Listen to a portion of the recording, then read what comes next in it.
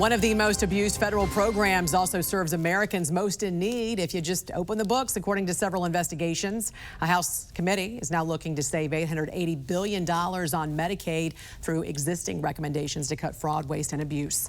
And joining us now to discuss is Open the Books Deputy Public Policy Editor Rachel O'Brien. Good morning to you. Welcome to the National News Desk. Happy Friday. So what are some of the worst fraud, waste, and abuse that you've seen in Medicaid that need to be addressed? Yeah, so President Trump said the House committee that oversees Medicaid has to find that $880 billion in savings.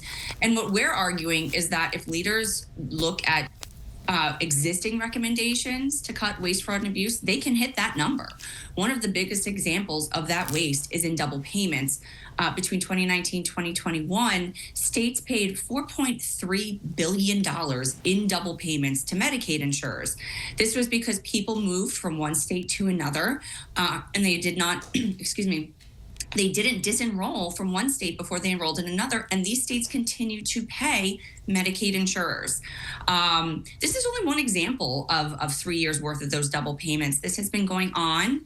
An Inspector General report for HHS found in 2020 about $1 billion a year was being wasted on double payments. The director of the Medicaid audit said, it's low-hanging fruit. This data is showing this is a problem. We can tackle this.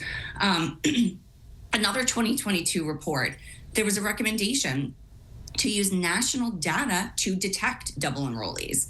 And the Center for Medicaid and Medicare Services said, we have an existing system that's adequate. Clearly, it's not adequate if $1 billion a year is being wasted on these double enrollees. Yeah, and Medicare and Medicaid, right now, the largest contributors to these improper payments. How much money can be saved by preventing those? Right, so Medicare and Medicaid, they are the largest problem for improper payments. In the last decade, they made over $1 trillion in improper payments. Wow. And that's the wrong payment to the wrong person for the wrong amount or for the wrong reason. If you look at all federal agencies, $1.9 trillion in the last decade. So if even half of those improper payments were prevented, that would be enough to save that $880 billion figure. You know, critics will argue if it was possible to save all that money, it would have been done already. We argue it wouldn't. You know, neither Congress nor the agencies have shown a willingness to do the hard work of reforming these decade-old systems that lead to errors or changing policies that allow the billions of dollars in payments to be sent out in error. They need to be willing to actually do that hard work. Speaking of which, every year the U.S. Government Accountability Office does recommend ways to reduce some of that duplicated spending. So what have they said about Medicaid? Oh, it's amazing. So since 2011, this report has come out and $667 billion has been saved across the federal government.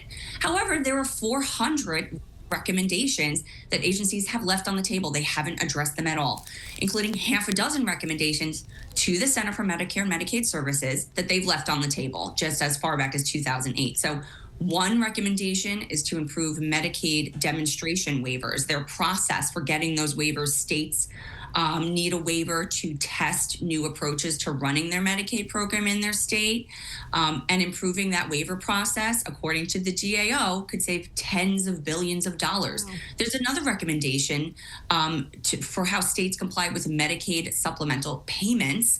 You know, if they start, the GAO suggests requiring states to submit audits to show that they're complying with how they calculate those supplemental payments to ensure they're not overcharging the federal government. Another savings there.